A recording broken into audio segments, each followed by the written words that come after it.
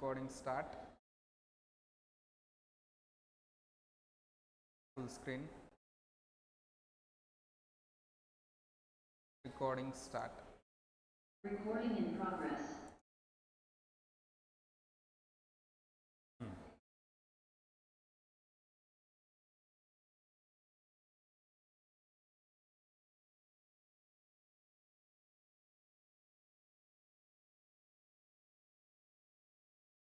ఈరోజు మన స్టూడెంట్ ఒకళ్ళు పార్ట్ 3 రాశారు. క్వాలిఫై అయ్యాడు, జస్ట్ ఇప్పుడే రాసి వచ్చాడు, క్వాలిఫై అయ్యాడు. హేమంత్ అని. పార్ట్ 1 అయిపోయింది, పార్ట్ 3 రాశారు, ఇప్పుడైంది. పార్ట్ 2 ఒకటి పెండింగ్ ఉంది.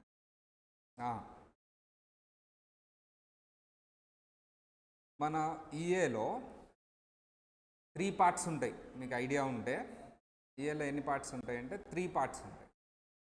Part 1, part 2, part 3. Part 1, part 2, part 3. 3 parts ఉంటాయండి. కంపల్సరీ పార్ట్ 1 ముందు రాయాలి, కంపల్సరీ పార్ట్ 2 ముందు రాయాలి. అంటే ఒక ఆర్డర్లో, ఇదే ఆర్డర్లో రాయాలి ఎగ్జామ్ అనేది రూల్ ఏం లేదు. మీరు ఏదైనా ముందు రాసుకోవచ్చు. మినిమం ఏజ్ ఉంటేనే రాయాలి అని కూడా లేదు. మినిమం ఈ క్వాలిఫికేషన్ ఉండాలి అని కూడా లేదు. అంటే నో రిస్ట్రిక్షన్స్. అంటే P1, P2 ఒకేసారి రాయొచ్చా, లేదా 3 ఒకేసారి రాయొచ్చా అంటే రాయొచ్చు. నేను ఒక స్టూడెంట్ ఫోన్ చేసి అడిగారు, P1, P2 2 ఒకేసారి రాస్తానని. ఎలిజిబుల్, రాయొచ్చు. 3 ఒకేసారి రాయొచ్చు అంటే రాయొచ్చు. లేదు ఒక మంత్ P1 రాసి ఇంకొక మంత్ P2 రాస్తాను, ఎస్. ఏదైనా పాసిబుల్. ఒకే ఒక ప్రొఫెషనల్ కోర్స్లో మినిమం వెయిటింగ్ పీరియడ్ లేకుండా అండ్ క్వాలిఫికేషన్ మినిమం ఈ రిక్వైర్మెంట్ లేకుండా తక్కువ టైంలో అయిపోయి మీ పేరు ముందు నేను ఒక ఈఏ సర్టిఫైడ్ ఎన్రోల్ ఏజెంట్ని అనే క్వాలిఫికేషన్ ఏదైనా ఉంది అంటే ప్రొఫెషనల్ క్వాలిఫికేషన్ అది ఇదే. అందుకనే చాలామంది ఇది చేసుకుందాం, దాని తర్వాత వేరేదైనా ఆలోచిద్దాం, దీన్ని చేసుకుని కొద్దిగా ఎంప్లాయ్మెంట్లోకి వెళ్దాం, కార్పొరేట్లోకి వెళ్దాం. సో ఎవరు మాట్లాడినా జాబ్ గురించే కదా, ప్లేస్మెంట్స్ గురించే కదా. ఎవరు మాట్లాడినా, ఏ కోర్స్ చేసినా placements is a last point and deciding factor. నువ్వు కార్పొరేట్లోకి ఎంటర్ అవ్వాలి. జాబ్ మార్కెట్ ఐడియా ఉన్న వాళ్ళకి ఇది కనెక్ట్ అవుతుంది బాగా. నువ్వు కార్పొరేట్లోకి ఎంటర్ అవ్వాలి, ఎంఎన్సీ కంపెనీకి ఎంటర్ అవ్వాలి. నువ్వు ఏదో డిగ్రీ చేసావు లేదా ఎంబీఏ చేసావు, ఇంటర్వ్యూకి అటెండ్ అవ్వాలి. అక్కడికి వెళ్ళావు, నీ సర్టిఫికేట్స్ డాక్యుమెంట్స్ పెట్టుకొని వెళ్ళావు. నీకు వెళ్ళంగానే గేట్ తీసారండి, ఒక పెద్ద క్యూ ఉంటుంది. నిన్న మేము యాక్చువల్ జాబ్ ప్లేస్మెంట్స్ కూడా చేస్తాం. అమెజాన్ రిటర్న్ టెస్ట్ అని ఉంటుంది, అసెస్మెంట్ అంటారు. అసెస్మెంట్ టెస్ట్ రాశారు. కాలర్కి మెసేజ్ పెట్టారు, రాశాను సార్, ఇలా మీరు గైడెన్స్ ఇచ్చారు కదా, బాగా రాశాను, ఫెయిల్ అవ్వలేదు, పాస్ అయ్యాను, కానీ వాళ్ళు కాల్ చేయలేదు అన్నారు. వాళ్ళు చేయరండి, వాళ్ళకి మినిమం ఒక 100 పోస్ట్స్ ఉంటాయి, వాటి కోసం రాపిస్తారు. ఒక 1000 లేకపోతే ఎంతమందిని వస్తే అంతమందిని రాయిస్తారు, బ్యాచ్లుగా. వాళ్ళలోంచి ది బెస్ట్ క్రక్స్ని తీసుకుంటారు, మిగతా వాళ్ళని తర్వాత ఫోన్ చేస్తారు, రిజెక్ట్ అయితే చేయరు. వీళ్ళ వెయిట్ చేస్తూ ఉంటారు. నేనేం చెప్పానంటే వెయిట్ చేయకుండా మీరు వేరేది కూడా రాయండి. చూడండి, అలా ఒక 5-6 రాశాను సార్, అయినా సరే ఎవరు కాల్ చేయట్లేదు.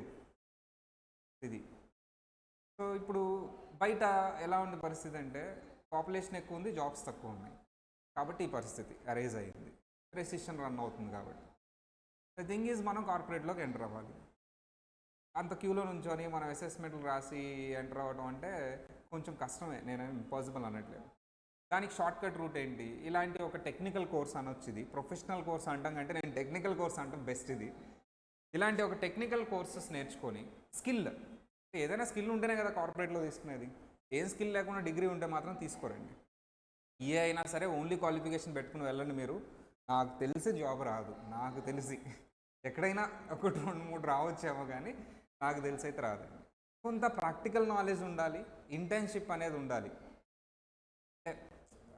ఏ చదువుతూ ఉండగా నవంబర్లో రిక్రూట్మెంట్లో వెళ్ళిపోతారులే, అది నేను జాబ్ కింద తీసుకోను. 30,000 20,000 వచ్చి తీసుకుంటారు, దాన్ని జాబ్ కింద నేను తీసుకోను. ఎందుకంటే మళ్ళీ ఏప్రిల్లో తీసేస్తారు, డౌటే లేదు. మీరు బాగా చేస్తే ఏమన్నా కంటిన్యూ చేయొచ్చు, అంటే ఎంట్రీ టికెట్ ఉంటుందిలే. బట్ జాబ్ అంటే నా దృష్టిలో జాబ్ అంటే ఏంటంటే పర్మనెంట్ జాబ్. ఎంఎన్సీ కంపెనీకి వెళ్ళాలి, పర్మనెంట్గా జాబ్ ఉండాలి. ఇలా చేయాలి అంటే మీకు క్వాలిఫికేషన్స్తో పాటు ప్రాక్టికల్ ట్రైనింగ్ కూడా ఉండాలి. ఇది ఒక టెక్నికల్ సబ్జెక్ట్ విత్ క్వాలిఫికేషన్. దీనివల్ల మనకు వచ్చే అడ్వాంటేజ్ ఏంటంటే టికెట్ టు కార్పొరేట్ వాళ్ళు. ఇక అక్కడి నుంచి మీరు ఏం చేశారు, ఎలా చేశారు, ఏంటి అనేది మీ టాలెంట్, మీ హార్డ్ వర్క్, అంతేగాని ఎవరి టాలెంట్ని బట్టి వాళ్ళు ఎదుగుతూ ఉంటారు. మినిమం అయితే మాకు జాబ్ ఉంది హైదరాబాద్లో, మినిమం ఇక్కడ 30,000 వస్తుంది అనే మాట కొంచెం పీస్ఫుల్గా ఉంటుంది. దాని తర్వాత గ్రోత్ అనేది స్టార్ట్ అవుతుంది. ఫస్ట్ డిప్రెషన్కి వెళ్ళకుండా, ఏమీ లేదనకుండా, ఏం చేయాలో తెలియకుండా, ఒక బ్లాంక్ మార్క్ ఉండకుండా ఏదో ఒక రూట్ అయితే ఉంటుంది. అసలు ఇండియాలో వర్కౌట్ అవ్వలేదండి. క్వాలిఫై అయ్యారు, టెక్నికల్ నాలెడ్జ్ అంతా నేర్చుకున్నారు, అసలు క్విక్ బుక్స్ కూడా నేర్చుకున్నారు, అసలు వర్కౌట్ అవ్వాలి. ఇండియాలో అబ్రాడ్ కూడా స్కోప్ ఉంటుంది. అంత రాదు, బట్ అనుకుందాం the worst case of scenario. ఇది ఓవరాల్గా మీరు నేర్చుకోబోయే కోర్స్ ఇంట్రడక్షన్. ఇప్పుడు మనకి P1 రాయాలా, P2 రాయాలా, P3 రాయాలా అంటే అందరినీ నేను P1 రాయిస్తాను ఇండివిజువల్స్. ఎందుకు ఇండివిజువల్స్ రాయిస్తారంటే అక్కడ బేసిక్స్ వచ్చేస్తాయి, ఒక క్లారిటీ వస్తుంది. ఓకే ఇది ఇది ఇది అని. దాని తర్వాత ఇమీడియట్గా P3 రాసుకోండి, ఈజీగా అయిపోద్ది. అదే అబ్బాయి చేత రాయించాను నేను, చాలా ఈజీగా అయింది. ఈజీ అనే పదం హైలైట్ చేయాలి నేను. సరే, ఈజీ అంటే ఏంటి అంటే నాట్ సింపుల్. అంటే నేను దేంతో కంపేర్ చేస్తానంటే డిగ్రీ అంత ఈజీ అయితే కాదు, అలా అని CA, CMA, IAS అంత డిఫికల్ట్ అయితే కాదు. ఈ రెండింటి మధ్యలో ఉంటుంది, సమ్వేర్ హియర్, ఎక్కడో ఇక్కడ ఉంటుంది. అంటే మీరు ఏం చేస్తే పాస్ అవుతారు, ఫెయిల్ అవుతారు చాలామంది. మీరు సెగ్నర్కి వెళ్ళండి, మోర్ దాన్ 50% ఫెయిల్ అవుతారు. రీజన్ ఏంటో ఆల్రెడీ మాట్లాడిందే, మళ్ళీ మాట్లాడతాను. No proper coaching, no proper guidance, no proper material, no proper practice. MCQs practice చేయకుండా వెళ్ళారా? అండ్ ఈ రెండింటిలో కూడా 4th వన్ ఈజ్ ఇంపార్టెంట్ అండి. ఈ 3 చేశారు, మీరు కోచింగ్ తీసుకున్నారు, ప్రాక్టీస్ చేశారు, MCQs చదివారు. 4th one is very important, analytical skill. Sir చెప్పింది అన్నీ మీరు చెప్పేస్తున్నారు, సార్ చెప్పిన MCQs అన్నీ మీరు చెప్పేస్తున్నారు, కానీ MCQని కొంచెం మార్చి అడిగితే మీరు చెప్పలేకపోతున్నారు. అంటే మీరు ఎఫర్ట్ పెట్టట్లా. సార్ చేయమన్నారు, చేశాం. సార్ కంటే ఒక ఎక్కువ ఉండాలి, ఒక స్టెప్. అది మటుకు నేను గ్యారంటీ చెప్పగలను. అది మీరు చిన్నప్పుడు చేశారు లేదో నాకు తెలియదు, కానీ ఫర్ ఎగ్జాంపుల్ 10th క్లాస్లో ఒక సమ్ చేసాం, ఇదే సమ్ని మార్చి అడిగితే ఏంటి, మార్చి అడగడు ఎగ్జామ్లో, జనరల్లీ అడగడు, ఒకవేళ అడిగితే ఏంటి అనే థాట్ 10th క్లాస్ వరకు నేర్పించరు మీకు. ఇంటర్మీడియట్లో అసలు ఛాన్సే లేదు. వాళ్ళు బుక్లో ఏది ఉన్నాయో చదువుకుని వెళ్తే చాలు. బట్ ఈ ప్రొఫెషనల్ కోర్సెస్లో అలాంటిది ఉండదు. మీరు పాస్ అయ్యే వాళ్ళని ఎవరినైనా అడగండి, కొంచెం రూమ్కి వెళ్ళి ఈరోజు ఇవి చదివాము, దాన్ని ఇంకొకసారి చదువుదాం, MCQs ఇలా అడిగాడు, అందుకనే CT చెప్తాను నేను, PT మీ చేత చేయిస్తాను. మీరు ఓన్గా చేయాలి, అవి కూడా చూస్ చేస్తే ఇక ఏముండదు. నేను ఎందుకు చేయలేకపోయాను, ఎందుకు దీన్ని ఇలా ఆలోచించలేకపోయాను అని పెట్టినప్పుడు చిన్నగా డెవలప్ అయ్యింది అనలిటికల్ స్కిల్స్. హై ఎండ్ అవసరం లేదండి, mid range of analytical skills సరిపోతుంది. Effort is important. మీరు ఎఫర్ట్ పెట్టకుండా ఇవే అవ్వదు. ఫెయిల్ అయిన వాళ్ళ గురించి ఫస్ట్ మాట్లాడాలి అంటే జాబ్ చేస్తూ ఈ కోర్స్ చదివే వాళ్ళు, మీకు తెలిసిందే, ఇంకా జాబ్ హ్యాండిల్ చేస్తూ, కోచింగ్ హ్యాండిల్ చేస్తూ, మళ్ళీ దాన్ని ప్రాక్టీస్ చేయడం అంటే చాలా చాలా చాలా ఎఫర్ట్ పెట్టాలి. మీకు ఆ పరిస్థితి లేదు. బట్ ఎవరైతే ఈ వీడియో విని జాబ్ ఎవరైతే చేస్తున్నారో వాళ్ళకి మాత్రం నేను ఒక్కటే హింట్ ఇస్తున్నాను, ఇది లాంగ్ టర్మ్ కాదు, ఒక 3 మంత్సే. 3 మంత్స్ మీరు కొంచెం టైం అడ్జస్ట్ చేసుకొని కొంచెం మీరు ఎఫర్ట్ పెడితే మాత్రం మీది కూడా అయిపోద్ది. ఇక మీరు వచ్చేసేసి టైం ఉంది కదా అని వేస్ట్ చేయకుండా ఒక తపస్సులాగా దాని మీద కూర్చొని చేయండి, గ్యారెంటీ అయిపోద్ది. బికాస్ మీరు పాస్ అవడానికంటే దాన్ని బియాండ్ దట్ చదివే అంత టైం ఉంది, అంత స్కోప్ ఉంది మీకు. పాస్ అయ్యేదానికంటే ఎక్కువ ఉండాలి. ఆ బుక్ మొత్తం మళ్ళీ నేను రాయాలి, ఆ బుక్ లాంటిది ఇంకొకటి రాయాలి, లేదా ఎవరైనా డౌట్ వస్తే ఎవరైనా అడిగితే డెఫినెట్లీ నేను చెప్పగలిగి ఉండాలి అని రేంజ్లో అయితే కొంత దూరం రీచ్ అవుతాం. అలా అన్నమాట. అలాంటి స్టూడెంట్స్ మన దగ్గర ఉన్నారా అంటే ఉన్నారండి. ఫామ్ నెంబర్స్ అడిగితే ఫామ్ నెంబర్స్ టక్ టక్ టక్ టక్ చెప్తారు. ఇదిగో ఈ డిడక్షన్ ఉంది, ఈ పర్సన్ ఇలా ఉన్నాడు, ఇస్తారా అంటే అసలు ఎక్కడ ఉండదండి. నేను అడుగుతాను జస్ట్, ఇలాంటి ఒక పర్సన్ ఉన్నాడు, అతను నేను డిడక్షన్ ఒకటి చెప్పాను కదా, అతనికి ఇస్తావా లేదా, ఈ ఫీచర్స్ ఉన్నాయి, డిపెండెంట్ చైల్డ్ డిడక్షన్ ఇస్తావా లేదా, ఇదిగో చైల్డ్ ఏజ్ ఎంత అంటే టక్ టక్ టక్ టక్ చెప్పేస్తారు. ఇదిగోనో అది ఇస్తాను, డిడక్షన్ కాదు క్రెడిట్ తీసుకోండి, ఇలా చెప్తా ఉంటారు. అంటే ఇది బుక్లో క్రెడిట్ ఒక చోట చెప్తారు, డిడక్షన్ ఒక చోట చెప్తారు. ఈ రెండింటిని మెర్జ్ చేశాడు అనలిటికల్ స్కిల్. అది ఎలా పాసిబుల్ అవుతుంది సార్ అంటే సబ్జెక్ట్ మొత్తం ఒకసారి చదివి మళ్ళీ ఇంకొకసారి చదువుతున్నప్పుడు షార్ట్ నోట్స్ చేసుకుని లింక్ చేసుకుని చదివితేనే అవుతుంది. నేను చెప్పేటప్పుడు అలా లింక్ చేస్తాను, సెకండ్ టైం చెప్తాను యాక్చువల్ చాప్టర్ అంతా అయిన తర్వాత, ఆర్ ఈ చాప్టర్ చెప్పేటప్పుడు ఆల్రెడీ అయిపోయిన చాప్టర్స్లో దానికి లింక్ చేస్తూ ఉంటాను. అక్కడ పార్టిసిపేట్ చేసి మీరు లింక్ చేసినప్పుడు ఓకే ఇక్కడ ఉంది అని ఒకవేళ మర్చిపోయినా సరే మళ్ళీ రూమ్కి వెళ్ళి వీడియో చూస్తూ సార్ ఏదో లింక్ చేశారని బ్యాక్ వెళ్ళి ఓహో ఇక్కడ ఉంది అంటే దాన్ని రివిజన్ అయ్యి బాగా బ్రెయిన్లో ఫీడ్ అవుతుంది. అది దెన్ అలా రాసుకోవచ్చండి. ఫస్ట్ ఇందులో ఆల్రెడీ తెలిసిన వాళ్ళు చెప్పండి అండి, చాప్టర్స్ ఎన్ని ఉన్నాయి? ఎన్ని చాప్టర్స్ ఉన్నాయి? 19 చాప్టర్స్. జనరల్లీ పాత బ్యాచ్ వాళ్ళ చేత నేను రన్నింగ్ నోట్స్లు రాయించా. ఎందుకు? వాళ్ళకి టైం ఉంది, రన్నింగ్ నోట్స్లు రాసుకోండి అనేవాడిని. చాప్టర్ అంతా అయిపోయిన తర్వాత మెటీరియల్ ఇచ్చేవాడిని, లేదా మాడ్యూల్ 1 అలా ఇచ్చేవాడిని. రన్నింగ్ నోట్స్ రాయండి, మీరు క్లాస్ చెప్పేవాడిని, యాక్చువల్ 1.5 hour క్లాస్ చెప్పేవాడిని. మీరు వెళ్ళండి రూమ్లో 2 స్పీడ్ పెట్టుకోండి, లేదా పెట్టుకోండి రూమ్లో కూర్చోండి, ఇంకో 1.5 hour కూర్చోండి, చెప్పిందంతా రాయండి అని చెప్పేవాడిని. కాబట్టి పాత బ్యాచ్ చూడండి, ప్రతి ఒక్కరు రన్నింగ్ నోట్స్ రాస్తాను. క్లాస్లో కొంత రాసుకుంటారు, రూమ్కి వెళ్ళి నేను చెప్పినంత రాసుకొస్తాను. P3 P2 ఎవరైతే పాస్ అయ్యారో రన్నింగ్ నోట్స్ రాస్తాడు. ఎందుకు అంటే కొంచెం అట్లయినా చదువుతారని. అంటే మెటీరియల్ ప్రింట్ వస్తుంది మీకు ఇస్తారు, మీరు రన్నింగ్ నోట్స్ రాసినా ప్రింట్ ఇస్తారు, అది నో డౌట్. అందుకని మెటీరియల్ ఆపడానికి రీజన్ అది. యాక్చువల్లీ మాడ్యూల్ 1 రెడీ అయిపోయింది, ఎవరికి ఇవ్వద్దని చెప్పాను. సో మాడ్యూల్ 1 రెడీగానే ఉంటుంది, ఇవ్వండి. కాకపోతే నా అడ్వైస్ రన్నింగ్ నోట్స్ రాయండి, షార్ట్ అయినా ఏదైనా సరే వీడియో అయిపోయిన తర్వాత చూసి రాయండి, లేదా క్లాస్ జరిగేటప్పుడు రాసుకున్న ఇబ్బంది ఏం లేదు, టైం ఉంటుంది, బట్ మరీ అంత టైం అయితే ఇవ్వండి.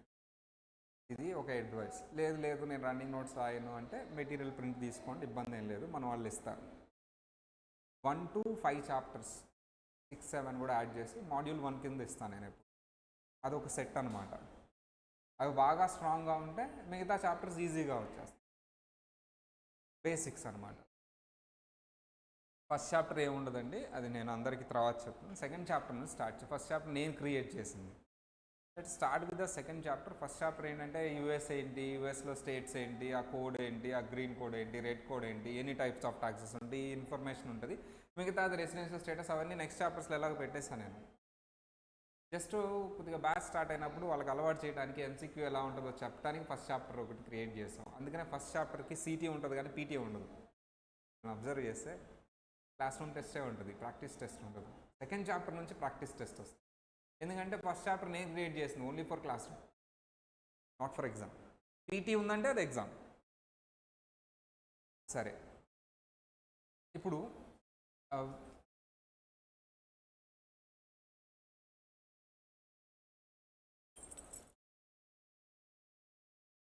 ఇక్కడ ఒకటి ఉంటుంది ఫ్రెండ్.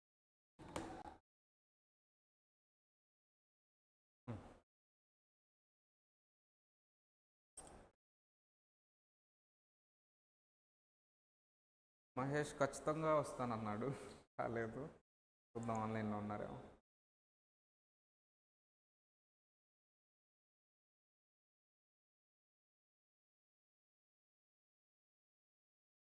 మా ఆన్లైన్ వాళ్ళతో నేను తర్వాత మాట్లాడతాను.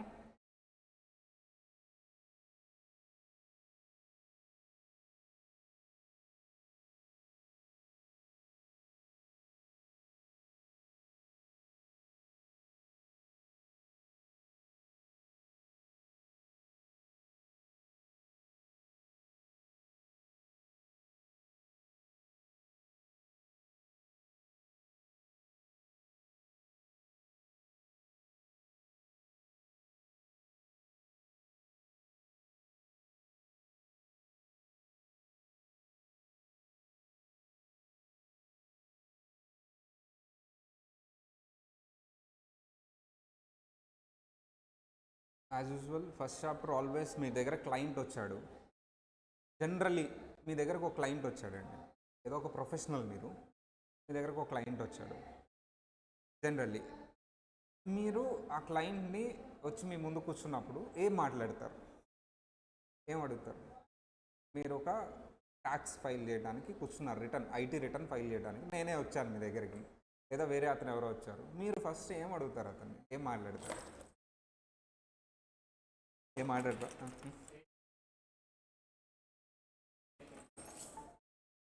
యూఎస్ గురించి మాట్లాడుతున్నారు. ఇండియా చెప్దాం ఫస్ట్. నేను ఇండియా కదా, ఇండియా రిటర్న్ వేద్దాం. ఇప్పుడు రిటర్న్ టైం కదా, ఇన్కమ్స్ ఏవే ఉన్నాయి అని అడుగుతారు. ఓకే, మీరు ఏం చేస్తూ ఉంటారు? ఇండియాలో ఉంటారా లేకపోతే బయట ఉంటారా? ఏంటి మీరు ఎక్కడ ఉంటారు?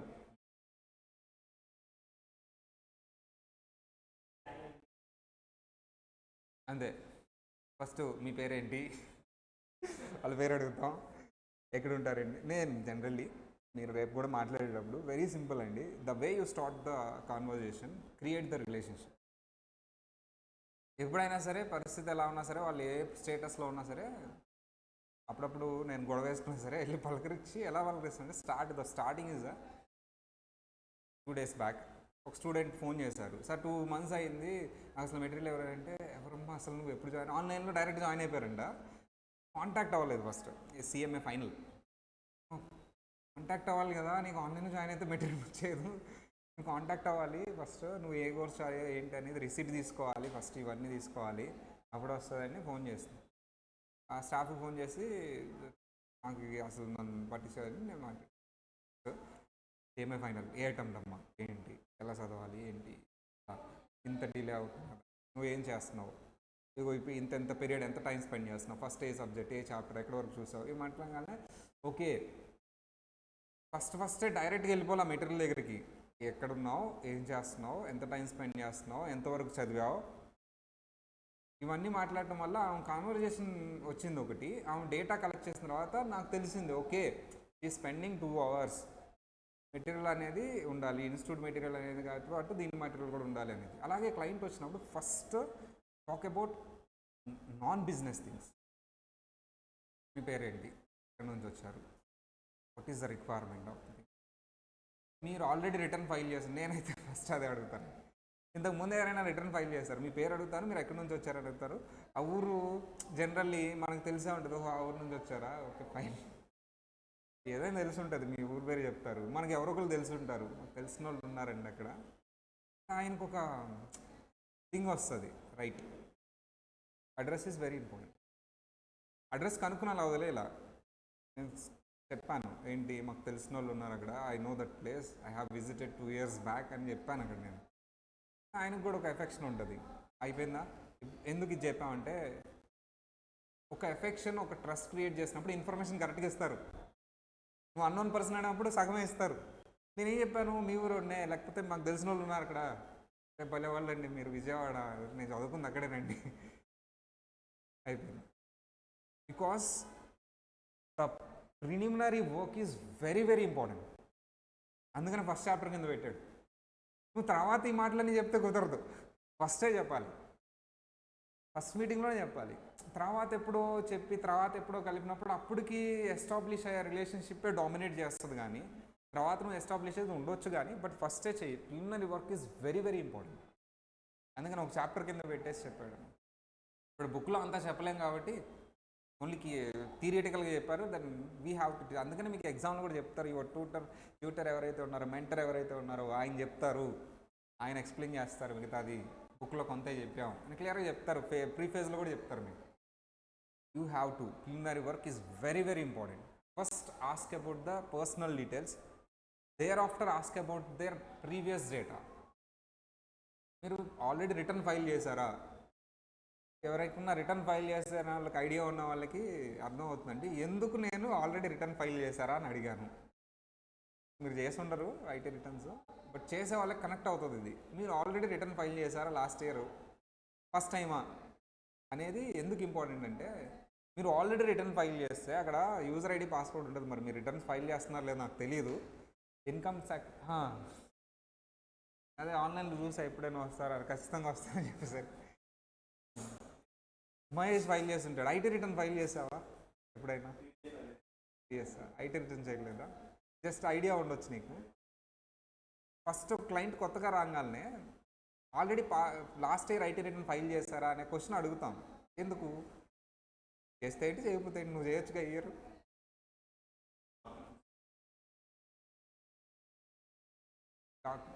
Main password and user ID. మనం ఇన్కమ్ ట్యాక్స్ వెబ్సైట్కి వెళ్ళి మీరు పాన్ నెంబర్ ఇచ్చి క్రియేట్ చేయాలంటే ఒక అకౌంట్ కావాలి. ఆల్రెడీ క్రియేట్ చేస్తుంటే డూప్లికేట్ అని వస్తుంది. ఆల్రెడీ నువ్వు ఫైల్ చేసి ఉంటే ఆయన దగ్గర పాస్వర్డ్ యూజర్ ఐడి ఉంటుంది, లేదా నీ దగ్గర ఉంటే నాకు ఇవ్వండి, లేదా ఫర్గట్ పాస్వర్డ్ కొట్టాలి, మెయిల్ ఐడి ఏదో ఇస్తారు, ఫోన్ నెంబర్ ఏదో ఇస్తారు. It's a very headache. Previous data is very important. ఇక్కడ ఏదో యూఎస్ కాబట్టి చక్కగా కొంత చెప్పాడు బుక్లో, but the thing is you have to ask about the previous data. Return file చేశారు, ఆ రిటర్న్ కాపీ ఇవ్వండి, అందులో క్లియర్గా ఉంటుంది ఏ డీటెయిల్స్ మెన్షన్ చేశారని. ఆ డీటెయిల్స్ మీకు ఎందుకు సార్ అంటే, ఫస్ట్ థింగ్ అవి రైటా రాంగా తెలుసుకోవడానికి. కరెక్టే కదా, రాంగ్ ఉండొచ్చు కదా. మీరు రిటర్న్ ఫైల్ చేస్తే ఇండియన్ రిటర్న్ అండి, తీసుకోండి కాపీ. ఈయన ఈమెయిల్ ఐడి ఉండదు అక్కడ, ఈయన ఫోన్ నెంబర్ ఉండదు అక్కడ, వేరే ఏవో ఉంటాయి, వాటికి ఓటీపీస్ వెళ్తాయి.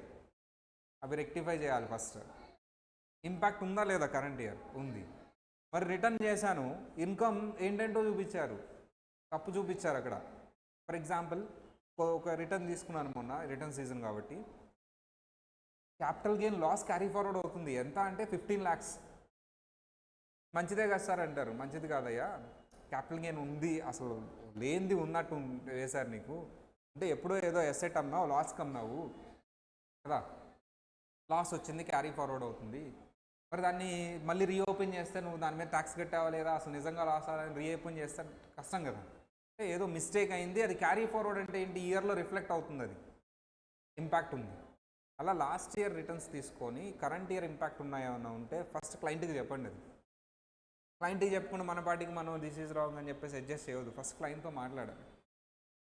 అదే క్లియర్గా రాస్తాడు అక్కడ, ఎంకరేజ్ చేశాడు. కాకపోతే లాంగ్వేజ్ డిఫరెంట్గా యూజ్ చేశాడంటే ఏం రాశాడు సార్ అంటే, when preparing a tax return for the clients, tax professionals are expected to diligently gather and verify, diligently అంటే carefully, and gather and verify all necessary tax payers information. అన్నీ తీసుకోండి, అందులో ఒక్కొక్కటి చెప్పుకుంటూ వెళ్తా నేను.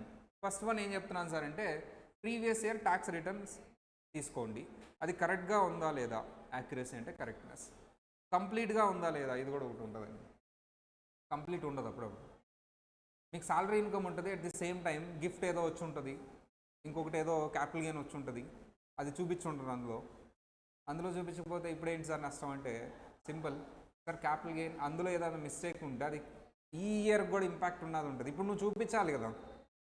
క్వశ్చన్ ఏం చేస్తాడు, లాస్ట్ ఇయర్ అయితే ఈ ఇయర్ ఇది ఎప్పుడుది అని అడుగుతారు, లాస్ట్ ఇయర్ అయితే లాస్ట్ ఇయర్ రిటర్న్లో లేదు కదా అంటారు. So correctness, completeness and compliance with tax laws. Tax లాస్తో కంప్లై అయ్యారో లేదో కూడా చూసుకోండి. సార్ ట్యాక్స్ లాస్లో కంప్లై అవ్వకుండానే రిటర్న్ ఫైల్ చేశారు లాస్ట్ ఇయర్, అది చేయొచ్చు. మన ఇండియన్ రిటర్న్స్ కూడా చేయొచ్చు. అందుకనే కదా మొన్న రిటర్న్ అప్డేట్ చేసి డ్యూ డేట్ ఎక్స్టెండ్ చేశారు. ఏం చేశారు సార్ అంటే, డమ్మీ డిడక్షన్స్ పెడుతున్నారు. ఏదో ట్రస్ట్కి డొనేషన్ ఇచ్చాను, డమ్మీ రిసీట్. ఇదిగో నేను మెడికల్ ఇన్సూరెన్స్ తీసుకున్నాను, డమ్మీ రిసీట్. రిసీటే ఉండదు, పెట్టేసి అక్కడ 5,000, 10,000, 15,000, 25,000 దాకా, అంటే 25,000 వరకు క్లెయిమ్ చేసుకోవచ్చు కదా. వేసేసే amount 20,000. Where is the proof అడిగినప్పుడు చూద్దాం. ఇప్పుడు అట్లా కాదంట, ప్రూఫ్ అప్లోడ్ చేయాలంట. అప్లోడ్ చేసి అమౌంట్ టైప్ చేయాలి అక్కడ. అంతకుముందు మేము ఏం చేసాము, టైప్ చేసుకుంటూ వెళ్ళిపోయాము. అగెనెస్ట్ లానా విత్ కంప్లైన్స్ విత్ లానా, అగెనెస్ట్ లా. దీనికి నీకు సంబంధం ఏంటి సార్, లాస్ట్ ఇయర్కి. అవును, లాస్ట్ ఇయర్ మెడికల్ ఇన్సూరెన్స్ అంటే ఈ ఇయర్ ప్రీమియం రెన్యువల్ వస్తుందిగా. ఈ ఇయర్ నువ్వు వేయలేదంటే లాస్ట్ ఇయర్ అబద్ధం అనేగా, ఇంపాక్ట్ అగెనెస్ట్ లా. సో అలాంటివన్నీ వాళ్ళకి డౌట్ వచ్చేస్తాయండి. అందుకనే ముందుగానే చూసుకోండి ఈ 3. Sir if any error or omission are discovered, ఏం చేద్దాం సార్, మనం రెక్టిఫై చేద్దామా, క్లయింట్కి చెప్దామా? మనం ఏ ఇయర్కి సార్ అంటే కరెంట్ ఇయర్కి. ప్రీవియస్ ఇయర్ది మనకు సంబంధం లేదు. అయినా ఎందుకు వెరిఫై చేస్తామంటే కరెంట్ ఇయర్ మీద ఇంపాక్ట్ ఉందో లేదో చూసుకోవడానికి. జస్ట్ నువ్వు ఐడెంటిఫై చేసావు, తప్పుని ఐడెంటిఫై చేసావు, required to inform to the tax payer, మీ క్లయింట్కి చెప్పేసాయి ఫస్ట్ పిలిచి, అంతే, నీ ఆబ్లిగేషన్ అయిపోయింది. కరెంట్ ఇయర్ మిస్టేక్ని రెక్టిఫై చేసుకో. ఆయనది లాస్ట్ ఇయర్ రెక్టిఫై చేసుకుంటాడా లేదా అనేది ఆయన ఇష్టం. అది ఆయనకి చెప్పండి, ఈ తప్పు ఉంది, ఇది కరెంట్ ఇయర్ నేను రెక్టిఫై చేసుకుంటున్నాను, లాస్ట్ ఇయర్ది నువ్వు రెక్టిఫై చేయించుకో, close. So mistake and explain the potential consequence if not corrected. Correct అవ్వకపోతే ఏంటి కాన్సిక్వెన్స్ అనేది ఇప్పుడు నేను చెప్పాను కదా, లాస్ట్ ఇయర్ మళ్ళీ రివ్యూ చేస్తాడు. However preparer is not obligated to fix the error. నా పని కాదు అది, నేనేం అది రెక్టిఫై చేయను. నా కరెంట్ ఇయర్ రిటర్న్ వేయమని డబ్బులు ఇచ్చారు, లాస్ట్ ఇయర్ది ఇంపాక్ట్ ఉందో లేదో చూసుకున్నాను అంతే.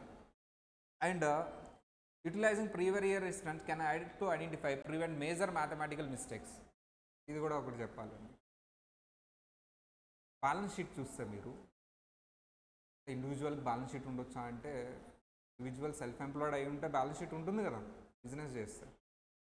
బ్యాలెన్స్ షీట్ చూస్తే మీరు అవి ఏవైతే అమౌంట్స్ ఉన్నాయో అవి లాస్ట్ ఇయర్ నుంచి వచ్చి ఉంటాయి. Last year closing balance, year ఏమవుతుంది ఓపెనింగ్ బ్యాలెన్స్. లాస్ట్ ఇయర్లో మ్యాథమెటికల్ ఎర్రర్ ఉంది. ఆల్రెడీ చాలా చూస్తాం, సైన్డ్ కాపీలు కూడా ఉంటాయండి. సైన్ చేసి ఆడిటర్ స్టాంప్ వేసి ఉంటారు, వేరే ఆడిటర్ లాస్ట్ ఇయర్ వస్తాయి. ఎక్సెల్ ఐడియా ఉన్న వాళ్ళకి ఒక్క లింక్ మిస్ అయితే రాంగ్ టోటల్ వస్తుంది ఫార్ములాస్ పెట్టినప్పుడు. Mathematical error. ఎక్సెల్లో మీరు ఏదైనా డిలీట్ చేసినా ఏదైనా చేసినా సరే ఫార్ములాస్ ఉన్నప్పుడు అది రాంగ్ టోటల్, అంటే ఆ పైదంతా తీసుకోకుండా కింద అన్నీ యాడ్ చేస్తుంది.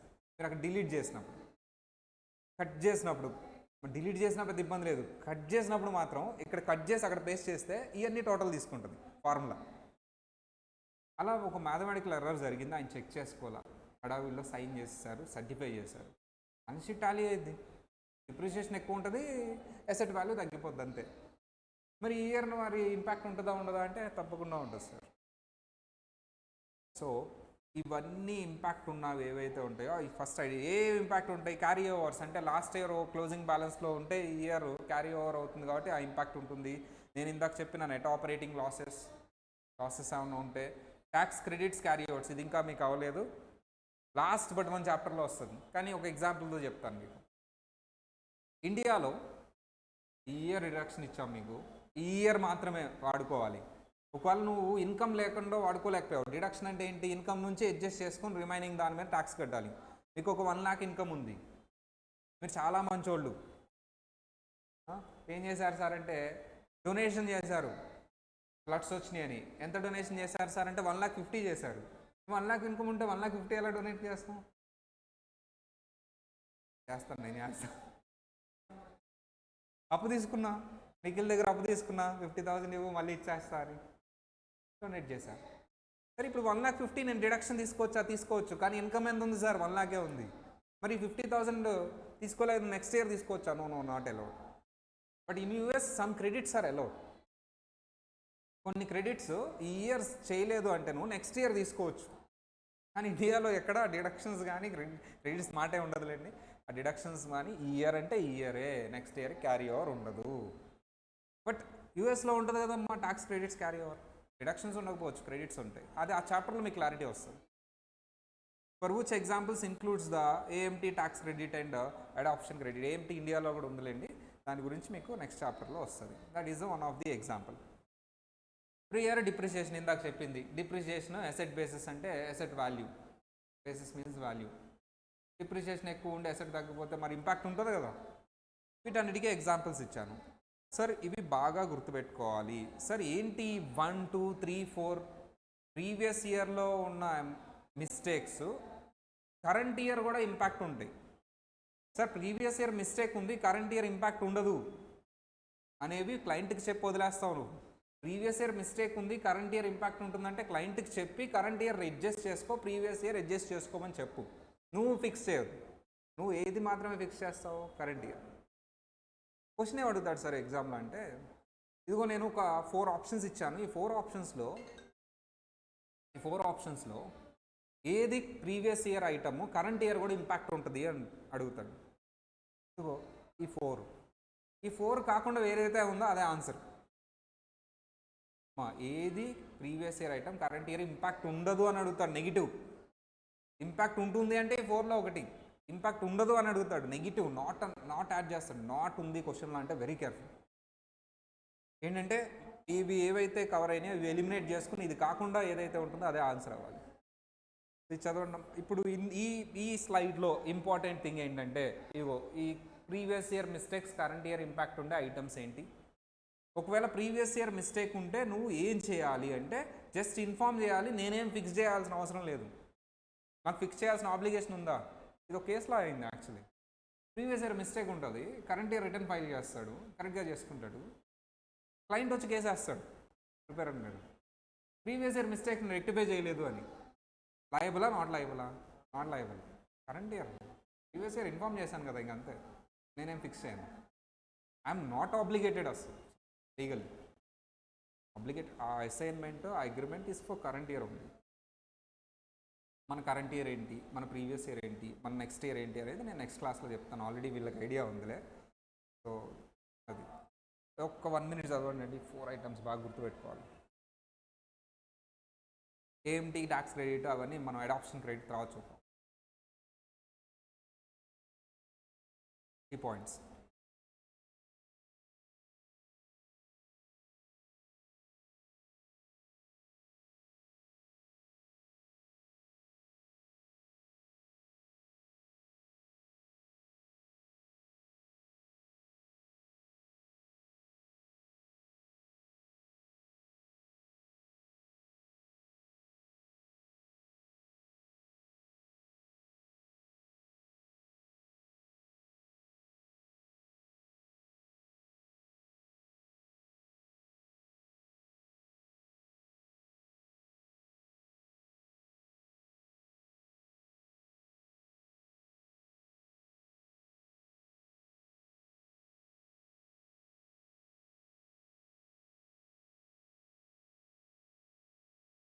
ఓకే, థింగ్ ఈజ్ ఎందుకు చదవమని చెప్తానంటే, నేను చిన్నప్పుడు మా ఫ్రెండ్ ఉండేవాడు, ఇప్పుడు చదివాడు, చాలా క్లవర్ అమ్మ.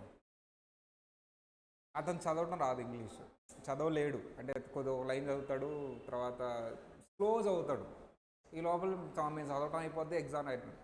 అందుకని ఏం చేసామంటే, నా పక్కన కూర్చునేవాడు, నన్ను చదవమనేవాడు, అతను వినేవాడు, నేను ఎక్స్ప్లెయిన్ చేసేవాడిని, వినేసేసేసి వెళ్ళి ఎగ్జామ్ రాస్తాడు, పాస్ అయిపోయేవాడు. పెద్ద ఎక్కువ మార్కులు రాకపోయినా పాస్ అయ్యేవాడు. అంటే నేనని కాదు, ఎవరైనా సరే ఎవరో ఒకరు చదివించుకుని విని రాసేసేవాడు. టీచర్ పిలిచి చెప్పారు అతన్ని, ఇప్పుడు వరకు ఓకే కానీ తర్వాత నీకు ఇబ్బంది అయ్యిద్ది అని చెప్పాడు. అతను ఏం చేస్తే మరి సొల్యూషన్ ఏంటి అంటే, ఏం లేదు, అది పెద్ద స్కిల్ ఏం కాదు, 1 month పాటు కనిపించిందంతా ఇంగ్లీష్లో ఉన్న చదువుకుంటూ వెళ్ళిపోయింటే, అతను ఏం చేశాడంటే, చాలా రాదు, చదవలేడు, చదవలేడండి, నిజం చదవలేడు. అతనికి ఒకటి ఇంట్రెస్ట్ ఉంది, స్పోర్ట్స్, క్రికెట్ బాగా చూస్తాడు అతను. అప్పట్లో క్రికెట్ తెలుగులో ఉండదండి, ఇంగ్లీషే. మీకు ఇప్పుడు తెలుగు ఉంటుంది కానీ హిందీ ఉండదు, అప్పుడు ఇంగ్లీషే. టీచర్ ఏం చెప్పారు, నువ్వు క్రికెట్ బాగా చూస్తాను, పాత మ్యాచ్లు కూడా చూస్తా, అస్సలు అయిపోయిన మ్యాచ్ అయినా చూస్తాను నేను, కామెంటరీ అంతా వాడు చెప్పిందంతా చెప్పి అక్కడ అంతా చదువు అన్నాడు. ఇప్పుడు అదే పని చేశాడు, క్రికెట్ పెట్టుకుంటున్నాడు, చూస్తున్నాడు, కామెంటరీ అంతా చదువుతున్నాడు, కామెంటరీ అక్కడ వచ్చే ఉంటాయి కదా కింద స్క్రోల్ అవుతాయి, అవన్నీ చదువుతున్నాడు. వాడికి ఇంగ్లీష్ చదవడం, ఇప్పుడు నెదర్లాండ్స్లో ఉన్నాడు అతను, ఏం మాట్లాడతాడు ఇంగ్లీష్ అసలు. ఆ కామెంటరీ ప్రొనౌన్సియేషన్ ఏదైతే ఉందో ఆ రేంజ్లో మాట్లాడతాడు అసలు. అలా ఏదో ఒకటి చూసుకొని మీరు నాకు చేయాల్సింది ఏంటంటే, ఇంగ్లీష్ ఫాస్ట్గా చదవడం అలా నేర్చుకోండి. ఫస్ట్ చదవమే కాదు, డీకోడ్ అవ్వాలి నీ మదర్ టంగ్లో. చదవటం ఇంపార్టెంట్, డీకోడ్ అవ్వటం ఇంకోటి, అదొక్కటి అలవాటు చేసుకోండి చాలు. ఏదైనా చేయండి మీరు. దీనికి మీరు క్రికెటే చూస్తారా, నెట్ఫ్లిక్స్లో సిరీస్లు చూస్తారా, మరి సిరీస్లు అంటే అవి చూసుకుంటూ వెళ్ళిపోవద్దు, చదువు ఇంపార్టెంట్ మనకి. ఇంగ్లీష్ న్యూస్ పేపరే చదువుతారా, లేకపోతే మన బుక్కే చదవండి, ఏమైంది.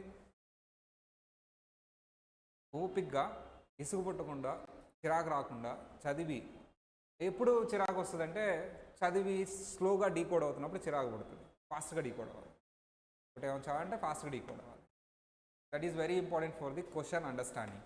క్వశ్చన్ నువ్వు ఎంత ఫాస్ట్గా డీకోడ్ చేస్తే ఎంసీక్యూస్ అంత ఫాస్ట్గా సాల్వ్ చేయగలవు. ఫస్ట్ క్వశ్చన్ చదవండి, డీకోడ్ అయిపోవాలి టక్కుమని. క్వశ్చన్ ఏం అడిగాడు అసలు. ఇప్పుడు మీకు ఆప్షన్స్ ప్లే అవుతున్నాయి.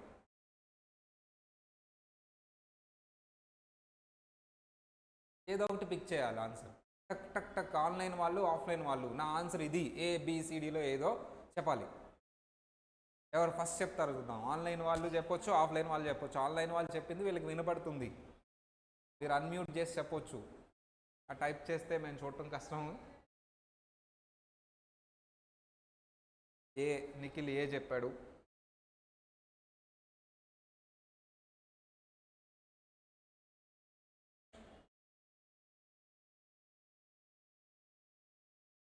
ఇప్పుడు మనం చెప్పుకున్న టాపిక్ మీదే క్వశ్చన్ అడిగాం. క్వశ్చన్ అని చెప్తాను నేను.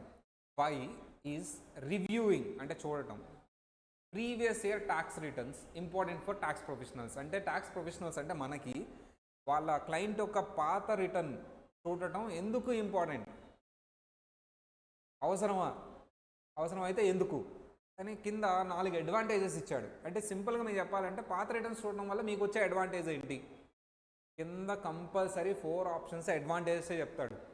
కానీ దేనివల్ల వచ్చే అడ్వాంటేజెస్, నువ్వేదో డిడక్షన్స్ వేయటం వల్ల, ట్యాక్స్ ప్లాన్ చేయడం వల్ల వచ్చే అడ్వాంటేజెస్ అడగట్లా. ఇక్కడ పాత రిటర్న్ చెక్ చేయడం వల్ల వచ్చే అడ్వాంటేజ్ ఏంటో అడుగుతున్నాం, దానికి మ్యాచ్ అయ్యేది రాయాలి. అంతేగాని 4 అడ్వాంటేజెసే కదా అనొచ్చు. పాత రిటర్న్ చూడటం వల్ల వచ్చే అడ్వాంటేజ్ ఏంటో రాయాలి. సరే, ఏబిసిడి ఏ ఏదో చెప్పేయమ్మా. సరే, నేను ఒక్కొక్క ఆప్షన్ చదివి చూపిస్తాను. It helps them identify potential errors and omissions. తప్పులు ఏమైనా ఉంటే కనిపెట్టడానికి పనికి వస్తుంది sir. It provides the way to generate more revenue by amending previous year returns. Previous year returns ఏమైనా చేంజ్ చేసి తప్పులు ఏమైనా ఉంటే ఎక్కువ డబ్బులు తీసుకోవచ్చు ఆ క్లయింట్ నుంచి అంట. అసలు అట్లాంటిది ఏం చెప్పలేదు మనం. ప్రీవియస్ ఇయర్ మనం టచ్ కూడా చేయము అసలు. తప్పులు ఏమైనా ఉంటే వాళ్ళకి చెప్తాం. It ensures the taxpayer is not practising tax evasion. Taxpayer tax ఎక్కుట్టేసేసి పారిపోతాడేమో అని కనిపెట్టడానికి చూస్తాడంట. అలాంటిది మనం చెప్పుకున్నాం మనం. That is not the primary advantage. Maybe that is some base ఎక్కడో కింద ఉంటుంది. ఇండైరెక్ట్ అడ్వాంటేజ్ అంతే. It allows to prepare it allows the preparer to fix a mistake by the tax payer. మనం పాత మిస్టేక్ని రెక్టిఫై చేస్తామంట. కరెంట్ ఇయర్ చేస్తాం, వాళ్ళకి ఇన్ఫామ్ చేస్తాం అంతే. ఆన్సర్ ఏంటమ్మా? ఏ. ఎందుకు ఇదే ఫస్ట్ క్వశ్చన్ కింద నేను తీసుకున్నానంటే, మనం చదువుకున్నది ఎలా అడుగుతున్నాడు. నువ్వు చదువుకున్నది డైరెక్ట్గా అట్టిగా వెళ్ళేసేసి నీట్గా 4 ఆప్షన్స్లో ఒకటి అని అడగడు. క్వశ్చన్ని డీకోడ్ చేయాలి, ఆప్షన్స్ని కూడా డీకోడ్ చేయాలి. ప్రాక్టీస్. ఇప్పుడు నీకు అర్థమైంది, ఓకే మనం చదువుకున్న దాన్ని ఒక బ్రాడ్ వేలో వాళ్ళు అడుగుతున్నారు, చాలా ప్రాక్టికల్ సెన్స్లో అడుగుతున్నారు. ఈజీ అమ్మో డిఫికల్ట్ అనిపిస్తుంది సార్, ఫస్ట్ క్వశ్చన్కే క్లీన్ బోల్డ్ అయిపోయాను నేను, అయిపోయింది. ఇంకా సెకండ్ క్వశ్చన్ ఉందిగా, ట్రై చేయి. ఎక్స్ప్లెనేషన్ అమ్మా నేను చెప్పింది. 5 క్వశ్చన్స్లో ఒకటి రైట్ చెప్తే క్లీన్ బోల్డ్ కాదు, 6.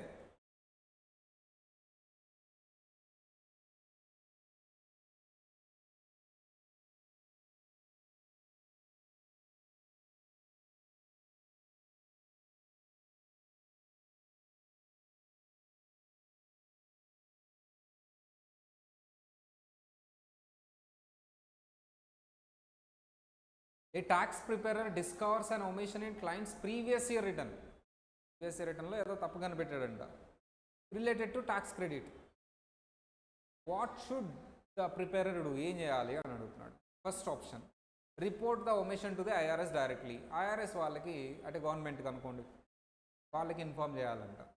నో, దానిది ఏమని చెప్పాము అసలు. Promptly inform to the client omission and its potential impact. ఇది తప్పు ఉంది, దీని ఇంపాక్ట్ ఇది అని క్లయింట్కి చెప్పాలంట. File an amended return without notifying. అసలు క్లయింట్కి చెప్పుకుని నువ్వే అమెండ్ చేసాయంటాను. ఇగ్నోర్ ద ఒమిషన్, వదిలేసే since it is previous year. No. Answer ఏంటమ్మా? బి. ఈ క్వశ్చన్ నేను ఎలా చెప్తానంటే, ఇట్స్ అ డైరెక్ట్ క్వశ్చన్. ఏదో చదువుకున్నావు దాని మీద అడిగేశాడు. ఇంకా గట్టిగా చెప్పాలంటే ఆ క్వశ్చన్ చదవకుండా ఆప్షన్స్ చూసేసి పెట్టేయచ్చు. అది ఇలాంటి క్వశ్చన్స్ కూడా ఉంటాయి.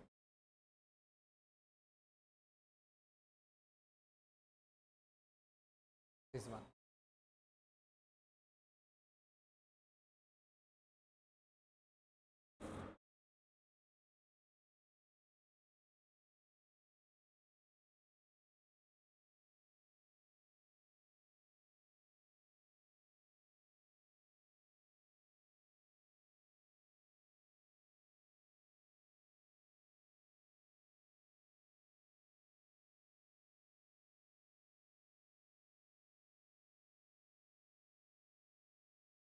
చాలామంది నాకు చేసే కంప్లైంట్ ఏంటంటే, క్వశ్చన్ ఏంటి సార్ అంత పెద్దగా ఉంది, ఆప్షన్స్ ఏంటి సార్ ఇంకా పెద్దగా ఉన్నాయి.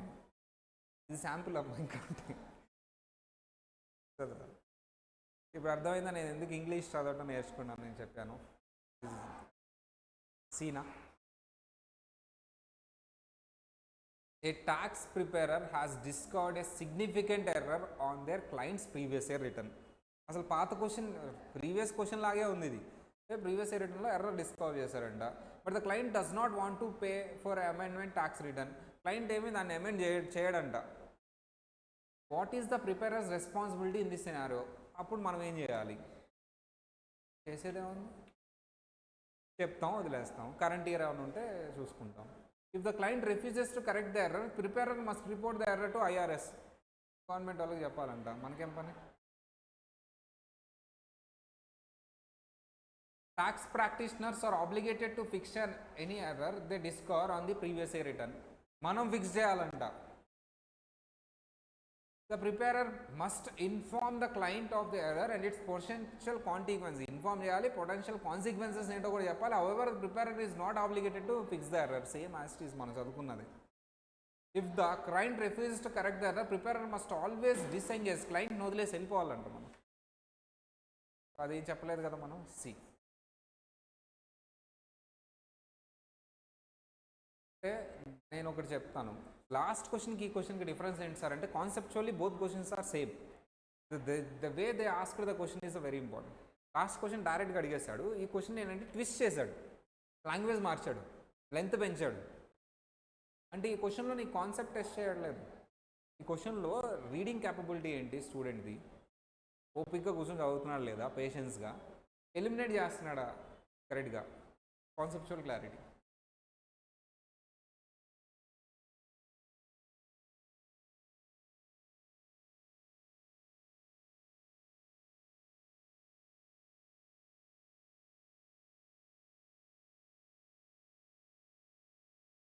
వీటిల్లో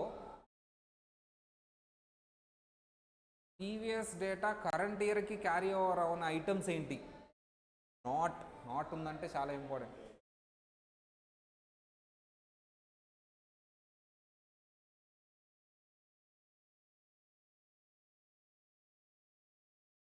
ఆన్సర్ నేను ఒకటి ఎలిమినేట్ చేస్తా. క్యారీ ఓవర్స్ ఉంది కదా లిస్ట్లో, ఇంకొకటి కూడా ఎలిమినేట్ చేస్తా. డిప్రిషియేషన్ ఉంది కదా, ఫోర్త్ వన్.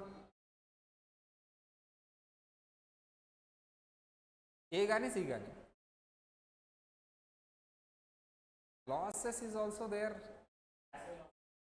ప్యాసివ్ అంటే ప్రీవియస్. సస్పెండెడ్ ప్యాసివ్ లాస్ అంటే ఏంటంటే లాస్ట్ ఇయర్ ఏదైతే ఉంటుందో పాజిటివ్ ఇన్కమ్, ఎర్నింగ్ ఇన్కమ్ అని, ఆ లాస్ని మనం ఇవ్వలేదు ఆ ఇయర్ ఇవ్వలేదు, నెక్స్ట్ ఇయర్ ఇస్తాం. Revenue loss is suspended, it will give in the next year with their is chance. ఇక్కడ చూద్దాం, hobby expenses in excess of hobby income. మీకు తెలియదు ఇది, హాబీ అనేది తెలియదు అసలు. హాబీ ఎక్స్పెన్సెస్, హాబీ ఇన్కమ్ ఏదైతే నెగిటివ్ అమౌంట్ ఉంటుందో దాన్ని ఆ ఇయర్ వేరే ఇయర్కి సంబంధం లేదు పర్టికులర్గా. అంటే ఇక్కడ ఈ క్వశ్చన్ స్పెసిఫిక్గా నేను ఎందుకు తీసుకున్నానంటే మనకు తెలియదు అసలు ఆన్సర్ అంటే తెలియదు, కానీ నేనేం ఫాలో అయ్యానండి, తెలిసింది ఎలిమినేట్ చేయి. యాక్చువల్ లాసెస్ కూడా ఎలిమినేట్ చేసేయచ్చు, పాజిటివ్ లాసెస్ అది కూడా తెలియదు, కానీ లాసెస్ ఈ రెండిట్లో ఒకటి సెలెక్ట్ చేయాలి. యాక్చువల్ రెండు ఉన్నాయి, రెండిట్లో ఒకటి సెలెక్ట్ చేయాలి. నాకు ఏమీ తెలియదు అసలు, కాన్సెప్చువల్ నాలెడ్జ్ నిల్. లాసెస్ కానీ ఇన్కమ్, హాబీ ఎక్స్పెన్స్ కానీ ఈ రెండిట్లో ఒకటి ఎలిమినేట్ చేయాలి నేను. Probably eliminate C, because C is there in the list. Losses ఉన్నాయి, so previous year positive losses ఉన్నాయి, but hobby expenses, hobby income అనే పదం ఏదైతే ఉందో స్పెసిఫిక్ వర్డ్ అది ఎక్కడా లేదు అక్కడ. అంటే ఈ క్వశ్చన్ని నేను అప్రోచ్ చేయించానంటే నాకు ఏమీ తెలియదు. ఎగ్జామ్ హాల్లో ఏదో చదువుకున్నానో లేకపోతే మర్చిపోయానో లేకపోతే ట్విస్ట్ చేసినప్పుడు రెండు ఆప్షన్స్ ఎలిమినేట్ చేసి ఇంకొక రెండు టై అయినప్పుడు బీ అలర్ట్. అక్కడ స్మార్ట్నెస్ వాడండి. అందుకనే హేమంత్ కానీ ఇప్పుడు పాస్ అయినాను కానీ అదే చెప్తాడు, సార్ ఒక 15 క్వశ్చన్స్ నాకు ఏం పెట్టాలో తెలియలేదు సార్ 2 ఆప్షన్స్లో. అక్కడ నేను ఏం చేశానంటే సార్ స్మార్ట్గా ఎలిమినేట్ చేసుకుంటే వెళ్ళాను సార్. నేను దీన్ని ఎలిమినేట్ చేస్తాను ఆన్సర్. ఎందుకంటే hobby expenses in excess of hobby income అనేది అసలు లిస్ట్లోనే లేదు. లాసెస్ ఉంది లిస్ట్లో, అది సస్పెండెడా లేకపోతే పాజిటివా ఏదైతే ఉంది, లాస్ట్ ఇయర్ ఇవ్వలేదు, ఈ ఇయర్ ఇవ్వబోతున్నాను. అంటే ఈ రెండింటి గురించి మీకు తెలియదు అసలు, నెక్స్ట్ చాప్టర్లో వస్తాయి కదా. అసలు హాబీ ఎక్స్పెన్స్ గురించి తెలియదు, నెక్స్ట్ చాప్టర్లో వస్తాయి. కానీ తెలియకపోయినా ఎలిమినేట్ చేసే స్కిల్ అనేది స్మార్ట్నెస్ అంటారు. అది ఎప్పుడు వస్తుంది సార్ అంటే ఓవరాల్ సబ్జెక్ట్ ఐడియా ఉన్నప్పుడు. ఇదే క్వశ్చన్ నేను మళ్ళీ 2 అయిపోయిన తర్వాత అడుగుతాను, అప్పుడు నాకు ఇంత డిస్కషన్ రాదు. స్మార్ట్నెస్ ఏంటి, ఎలా ఎలిమినేట్ చేయాలి, తెలియకపోయినా ఎలిమినేట్ చేయాలి, ఆల్రెడీ తెలుసు కాబట్టి ఇంకెందుకు వస్తుంది. That is the reason I have linked this question to the next chapters. 3 types of questions చూసాం ఇప్పుడు. ఒకసారి MCQస్లో 3 టైప్స్ ఆఫ్ క్వశ్చన్స్ని నేను ప్రజెంట్ చేస్తాను. ఫస్ట్ క్వశ్చన్, మీరు చూస్తే నేను ఎలా ఆన్సర్ చేస్తాను చూస్తాను. ఫస్ట్ క్వశ్చన్ 4 టైప్స్ ఆఫ్ క్వశ్చన్స్లో అండ్ 3 ఉన్నాయిలే. ఫస్ట్ క్వశ్చన్ నేను ఎలా కేటగరైజ్ చేస్తానంటే ఫస్ట్ క్వశ్చన్ చూడండి. Sir why is reviewing previous year important for the professionals అన్నాడు. Question is very easy. ఆప్షన్సే కన్ఫ్యూజన్. ఆప్షన్స్ చూశాను, చక్కగా చదివాను. నేనేం చేస్తానంటే అసలు క్వశ్చన్తో సంబంధం లేకుండా ఆప్షన్స్ చదివి రాసే క్వశ్చన్ ఇది. డైరెక్ట్ క్వశ్చన్ అంటే మళ్ళీ కాదు, డైరెక్ట్ క్వశ్చన్ కాదు ఇది. అసలు మీకు ప్రీవియస్ స్లైడ్లో దీని గురించి ఏం కంటెంట్ ఉండదు. Advantages of reviewing previous year return అనే కంటెంట్ ఉండదు చూడండి ప్రీవియస్ సైడ్లో. అంటే ఇది డైరెక్ట్ క్వశ్చన్ కాదు, ఇండైరెక్ట్ క్వశ్చన్. ఆ కాన్సెప్ట్ నుంచి క్రియేట్ చేసిన క్వశ్చన్. ఏం క్రియేట్ చేశాడు? ప్రీవియస్ ఇయర్ రిటర్న్స్ చూడటం వల్ల వచ్చే అడ్వాంటేజ్ ఏంటి? ఎక్కడ చెప్పలేదే నేను. ఎందుకు చూడాలో చెప్పాను అంతే, అడ్వాంటేజ్ ఎక్కడ చెప్పలేదు. ఇండైరెక్ట్ క్వశ్చన్ కానీ సాల్వ్ చేశాను. So next one direct question. చదవటం, ఆన్సర్ పెట్టేయడం, ఏం లేదు, ఇంకా ఆలోచించేదే లేదు. ఎలిమినేషన్ కూడా కాదు, direct answer fix. Next third question. మీరు చెప్పొచ్చు థర్డ్ క్వశ్చన్ ఏంటి అని. ఎలిమినేషన్ ప్రాసెస్ ఫాలో అయ్యాను కానీ టై అవ్వాల. నో, మూడింటిని ఎలిమినేట్ చేశాను నేను. మీరు చూడండి, మీరు కూడా మూడింటిని ఎలిమినేట్ చేశారు. 3 ఆప్షన్స్ని ఎలిమినేట్ చేయగలం మనం. ఎలిమినేషన్ ప్రాసెస్లో ఎలిమినేషన్ టై కాదు, ఇది కంప్లీట్ ఎలిమినేషన్. నెక్స్ట్ అయిపోయిందమ్మా టైం, అవ్వలేదు. నెక్స్ట్ ఎలిమినేషన్ టై, రెండే ఎలిమినేట్ చేశాను, టై అయ్యింది. Use the smart work. వదిలేయొద్దండి క్వశ్చన్ని. కానీ స్మార్ట్ వర్క్ వాడేటప్పుడు నిల్ నాలెడ్జ్ అయితే మీరు ఏం చేయలేరు కానీ, but you have to use the smart work. ఇలా 4 టైప్స్ ఆఫ్ క్వశ్చన్స్ ఉంటాయి. 4 టైప్స్ ఆఫ్ క్వశ్చన్స్లో ఈ లాస్ట్ టైప్ ఆఫ్ క్వశ్చన్ చాలా తక్కువే ఉండాలి, 10 ఉండాలి. మొత్తం ఏం తెలియదంటే ఎగ్జామ్ రాయటం వేస్ట్. ఒక 5 or 6 ఇలాంటివి తగులుతాయండి, కొంచెం కేర్ఫుల్గా ఉండండి. 4 types of questions. First type of question మీకు సబ్జెక్ట్ని ఇదే చెప్పాడు సారు, ఇదే చదవాలి. నేనేం చెప్పాను? ప్రీవియస్ ఇయర్ డేటా ఎందుకు చూడాలని చెప్పాను. అక్కడ ఏం అడిగాడు? Advantages of previous showing. అంటే అక్కడితో ఆగిపోకుండా దాన్ని అడిగింది ఏంది దాని మీదే కదా అని ఒక బ్రాడ్గా ఆలోచించాలి. అప్పుడే ఫస్ట్ క్వశ్చన్ వస్తుంది. సెకండ్ క్వశ్చన్ డైరెక్ట్ క్వశ్చన్, ఇక దాన్ని నేను చెప్పింది తింటే చాలు. Third question elimination, complete elimination. Question నాకు అర్థం కాలేదు, ఆప్షన్స్ ఎలిమినేట్ చేసుకో సరిపోద్ది. ఫోర్త్ క్వశ్చన్ టై. ఇలా 4 టైప్స్ ఆఫ్ క్వశ్చన్స్ ఉంటాయండి. ఉంది, టాపిక్ ఉంది, పెద్ద చాప్టర్ ఉంది.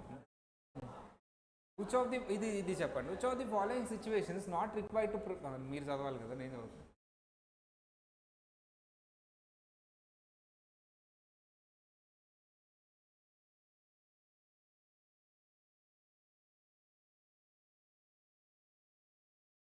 మీకు 4 క్వశ్చన్స్ టెక్నిక్స్ చెప్పా కాబట్టి ఆ టెక్నిక్స్ ఇక్కడ ప్లే చేయండి. ఇది ఏ కేటగిరీ కింద వస్తుందో చెప్పాలి. 4 టైప్స్లో ఏ కేటగిరీ? ఇండైరెక్టా, డైరెక్టా, కంప్లీట్ ఎలిమినేషనా, ఎలిమినేషన్ విత్ అయ్యా, ఎందులో వస్తుంది? కంప్లీట్ ఎలిమినేషనా? Oh super answer.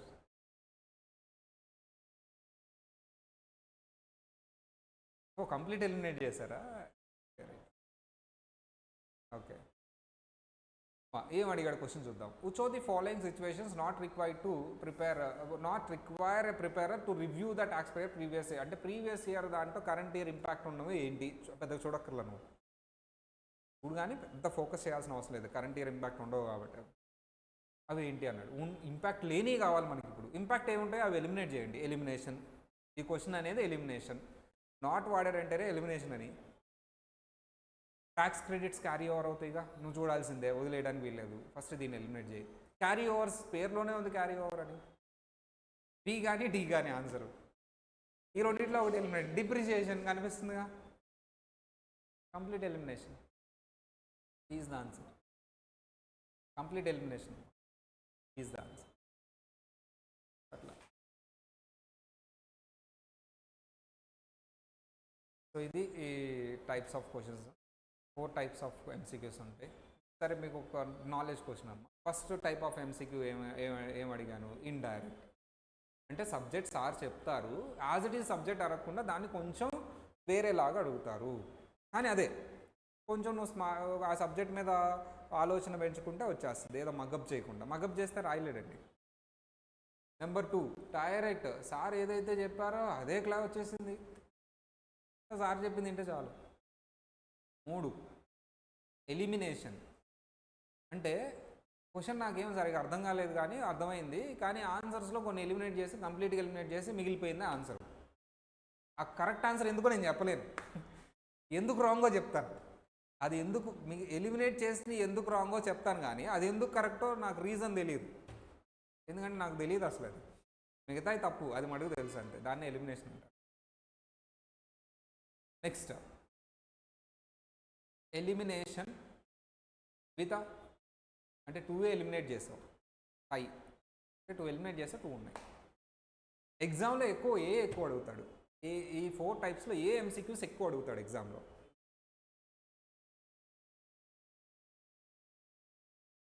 జస్ట్ పర్సంటేజ్లో వేస్తాను, ఒక ఇదే ఉండాలని రూల్ ఏం లేదు. 55%,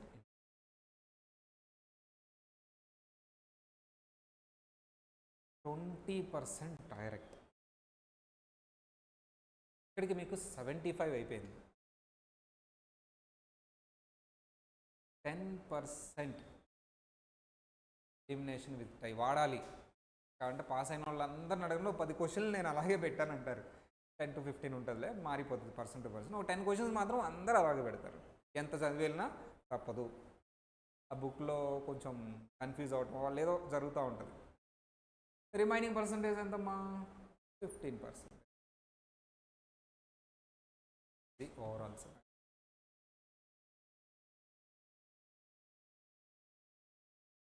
సబ్జెక్ట్ని అనలైజ్ చేయాలి, చెప్పినట్టు చదివితే సరిపోదు.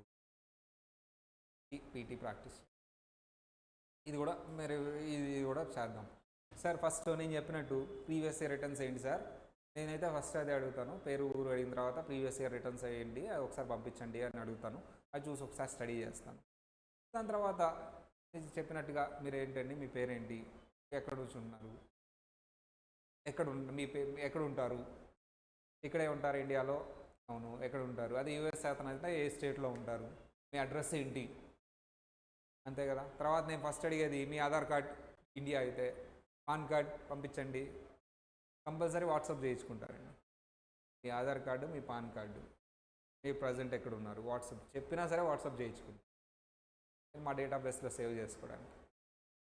ఎందుకంటే pan card is identification number, income tax identification. ఇక్కడ అలాంటి నెంబర్ ఒకటి ఉంటుంది, ఎస్ఎస్ఎన్ అంటారు వస్తుంది, పీటిన్ అంటారు వస్తుంది, పీటీఐఎన్ అది చెప్పేస్తున్నా నేను, ఐటీఐఎన్ పీటీఐన్ చెప్పేస్తున్నా, ఐటీఐఎన్ ఉంటుంది, ఏటీఐఎన్ ఉంటుంది అడాప్షన్. ఇలా కొన్ని నెంబర్స్ ఉంటాయి అవి. సరే ఇప్పుడు ఈ నెంబర్స్ అడిగి తెలుసుకుంటాను, మనకు పాన్ కార్డ్ ఎలాగో అడగా. ఏమేమి అడిగాను, నేము, అడ్రస్, మీరు ఎక్కడ ఉంటారు, రెసిడెన్షియల్ స్టేటస్, మీ నెంబర్లు, ఇవి అడిగి తెలుసుకుంటాను. ఇంక మీ ఇన్కమ్ డీటెయిల్స్. ఇక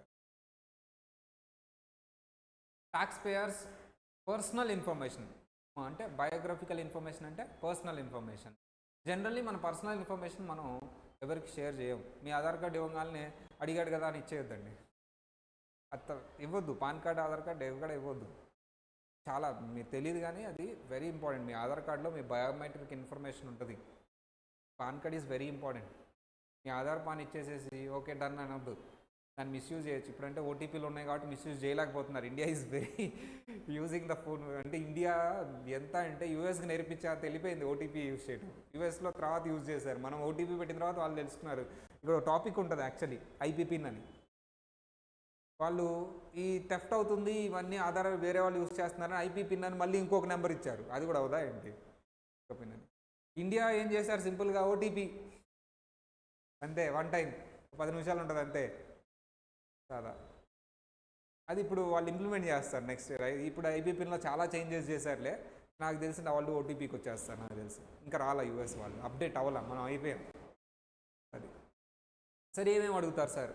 Sir, when filing the tax return, certain biographical information of client is required. A taxpayer professional must collect this information from each taxpayer. Must అంటే ఏంటమ్మా, వాట్ ఈజ్ మస్ట్?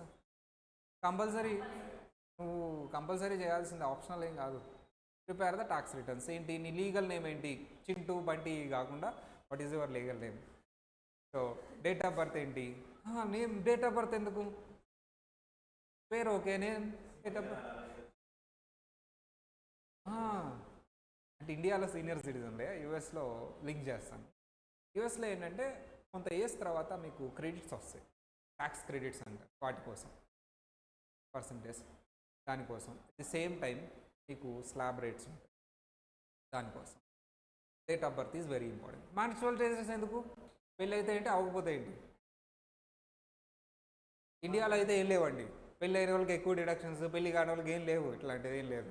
యూఎస్లో deduction అంటాం కంటే మ్యారేజ్ అయిన వాళ్ళు జాయింట్గా file చేసుకోవచ్చు, wife and husband కలిపి ఒక రిటర్న్ వేసేయచ్చు, కొన్ని డిడక్షన్స్ వస్తాయి. ఇండియాలో ఇలాంటి ఆప్షన్ లేదు, ముందుగానే ఆలోచించారు. ఇండియాలో పెట్టకూడదని చెప్పేసి ముందుగానే ఆలోచించారు. యూఎస్లో wife and husband can file the single return. ఇండియాలో వైఫ్ అండ్ హస్బెండ్ సపరేట్, వాళ్ళ రిటర్న్ వాళ్ళదే, ఈ రిటర్న్ ఏందే.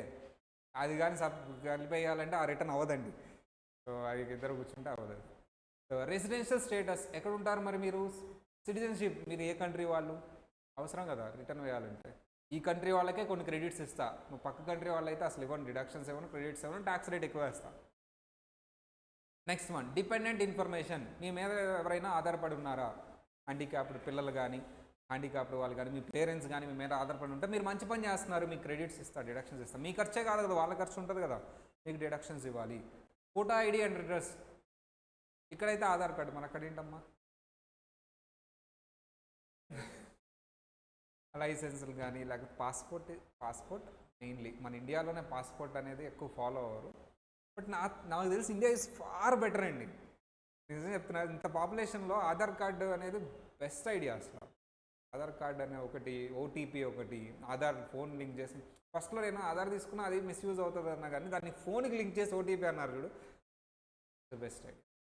అండ్ అక్కడ నేను ఏంటంటే ఇది పెద్ద బ్యాడ్ ఐడియా, ఎవరి దగ్గర ఫోన్లు ఉంటాయి, ఓటీపీ చెప్పగలరా మసలు అంటే, ఫస్ట్ 2 years ఫ్లాప్ అయింది. ఇప్పుడు చూడండి, దేకెన్ పక్కన వాళ్ళని అడుగుతున్నారు, చెప్పేస్తున్నారు. ఊర్లో వెళ్ళేసి పక్కింట్లోకి వెళ్ళేసి ఒక చిన్న పిల్లోడికి ఇస్తున్నారు, 2వ క్లాస్ పిల్లోడికి ఇలా చెప్పేస్తారు ఓటీపీ అంటే ఏంటని.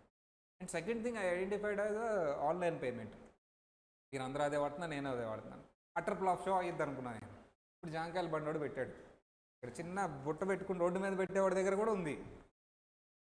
India is a number 1 country and the highest using UPI. మిగతా కంట్రీస్ మనం చూసి నేర్చుకుంటున్నాయి. అది డిమానిటైజేషన్ వల్ల ఇక అదంతా మీకు తెలిసిందే కదా story. Those photo IDs and address, identification, protection, personal pin. ఇండియాని చూసి నేర్చుకోవాలి వీళ్ళు. అసలు ఆ పిన్ అవి తీసేసి ఓటీపీలు పెట్టుకుంటే ఏ గొడవ ఉండదు. వీళ్ళ అదే ఐడెంటిఫికేషన్ నెంబర్స్ అంట టెఫ్ట్ అవుతున్నాయి అంట, అందుకని వేరే నెంబర్ ఇస్తాడంట మళ్ళీ. అది కూడా అదంటే ఎవరికి చెప్పకూడదంట, ఇది చెప్పాను అది చెప్పనా మరి. సో అదంట సీక్రెట్గా ఉంచుకోవాలంట. ఇప్పుడు ఏటీఎం ఇచ్చారండి, ఏటీఎం పిన్ ఉంది, ఏటీఎం పిన్ చెప్తే మళ్ళీ అది ఇంకా సీక్రెట్ ఏంటి, ఓటీపీ పెట్టారు, అందుకని మీకు క్రెడిట్ కార్డుకి పిన్ ఉంటుంది, ఓటీపీ కూడా ఉంటుంది చూడండి. ఓటీపీ ఈజ్ ప్రైమరీ, 10 minutes ఉంటుంది, అయిపోయింది. అలాంటిది ఏమన్నా పెట్టుకుంటే బాగుంటుంది. వీళ్ళ ఐడెంటిఫికేషన్ నెంబర్స్ ఏముంటాయి సార్ అంటే SSN, full form social security number. ఎవరికి ఇస్తారనేది తర్వాత చూద్దాం. అండ్ ఐటిన్ అంటే individual taxpayers identification number, ఇది ఎవరికి ఇస్తారో చూద్దాం. Adoption taxpayer identification number, IP PIN. IP PIN is not identification number. ఆ మూడు పైన చెప్పిన మూడిట్లో ఏదో ఒకటి మీకు ఉంటుంది కదా, దాన్ని ప్రొటెక్ట్ చేయడానికి ఇంకో పిన్ ఇస్తాడు, అది ఐపీపిన్ అంటే మీ ఏటీఎం కార్డుకి పిన్ లాగా. అది ఇది ఓవరాల్గా మీరు తీసుకోవాల్సిన బయోగ్రఫికల్ ఇన్ఫర్మేషన్. ఇది ఇంకో 1 minute చూద్దాం. ఎస్ఎస్ఎన్ జస్ట్ సమ్మరీ చెప్పి రేపు డీటెయిల్ చూద్దాం. దీని మీద క్వశ్చన్ అడుగుతాడు. ఎస్ఎస్ఎన్ ఎవరికి ఇస్తారు సార్ అసలు? యూఎస్ సిటిజన్ కానీ లాఫుల్లీ యూఎస్ రెసిడెంట్, అంటే రెసిడెంట్ యూఎస్కి ఇచ్చేదే ఎస్ఎస్ఎన్ అండి. అంటే మీరు జస్ట్ అలా తెలంగాణలో యూఎస్ ఎస్ఎస్ఎన్ ఇవ్వడు, కొన్ని రోజులు ఉండాలి, రెసిడెంట్ అనిపించుకోవాలి. US citizens lawfully admitted non citizen authorize to work in United States and eligibility SSN, అంటే రెసిడెంట్ ఏలియన్స్, వేరే కంట్రీ వాళ్ళు రెసిడెంట్ అవ్వాలి నువ్వు, వాళ్ళకి మాత్రమే ఎస్ఎస్ఎన్. ఎవరికి పడితే వాళ్ళకి ఇవ్వరు ఎస్ఎస్ఎన్. మరి ఐటీఐఎన్, ఎస్ఎస్ఎన్ ఎవరికి రాలేదో వాళ్ళు రిటర్న్ ఫైల్ చేయాలి కదా, మరి వాళ్ళకి ఒక నెంబర్ ఉండాలి కదా, యూనిక్ నెంబర్, అప్పుడు ఐటీఐఎన్. అంటే మీరు యూఎస్ వెళ్ళారు, కొన్ని రోజులే ఉన్నారు అక్కడ, మీకు ఎస్ఎస్ఎన్ రాదు, ఐటీఐఎన్ వస్తుంది. నేను తీసుకోను సార్, తీసుకోవాలి, రిటర్న్ ఫైల్ చేయకపోతే పెనాల్టీలు పడతాయి, నువ్వు కంపల్సరీ ఏదో నెంబర్ తీసుకొని రిటర్న్ ఫైల్ చేయాలి. రిటర్న్ ఫైల్ చేద్దామని చేతిలో ఒప్పుకుంటే వెళ్ళిపోయావు అనుకో, నీకు నెంబర్ లేకపోతే రిటర్న్ ఫైల్ చేయలేవు నువ్వు. ఇక్కడ పాన్ కార్డ్ ఎలాగో రిటర్న్ ఫైల్ చేయడానికి అక్కడ ఈ నెంబర్ ఎలాగా, ఇక్కడ నువ్వు పాన్ కార్డ్ లేదంటే రిటర్న్ ఫైల్ చేయలేరండి. PAN card must and should return file చేయడానికి. ఇక్కడ కూడా ఈ నెంబర్ మస్ట్ అండ్ షుడ్. అది ఎస్ఎస్ఎన్ ఐటీఐ అని నీ ఇష్టం.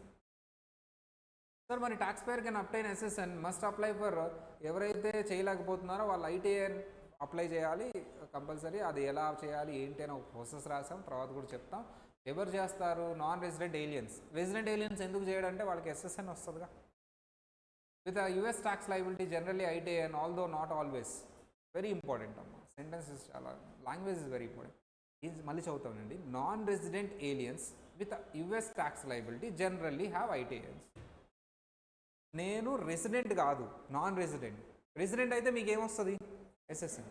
రెసిడెంట్ ఏలియన్ అంటే నేను వేరే కంట్రీ వాడిని కానీ యూఎస్లోకి వచ్చి చాలా రోజులు ఉన్నాను కాబట్టి రెసిడెంట్ ఏలియన్ అన్నారు. రెసిడెంట్కి రెసిడెంట్ ఏలియన్కి డిఫరెన్స్ ఫస్ట్ చాప్టర్లో చెప్పాను, కానీ తెలియని వాళ్ళకి చెప్తాను. రెసిడెంట్ అంటే యుఎస్ సిటిజన్, రెసిడెంట్ ఏలియన్ అంటే వేరే కంట్రీ ఆయన కానీ యూఎస్లో వచ్చి స్థిరపడ్డాడు.